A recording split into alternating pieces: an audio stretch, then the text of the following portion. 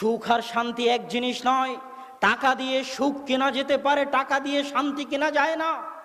টাকা দিয়ে 100 তলা বিল্ডিং বানানো যেতে পারে, এসি ক্রয় করা যেতে পারে, কুলার ক্রয় করা যেতে পারে, টাকা দিয়ে শান্তি ক্রয় করা যায় না।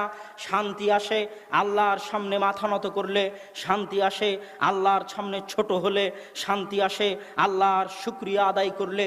যেভাবে দাউদ, যেভাবে সুলাইমান আল্লাহর শুকরিয়া আদায় করেছে, এত ক্ষমতার মালিক হওয়ার পরেও, এত টাকার মালিক হওয়ার পরেও, এত ধনী হওয়ার পরেও আল্লাহ যত নিয়ামত দিয়েছে দাউদ আর সুলাইমান তত ছোট হয়েছে।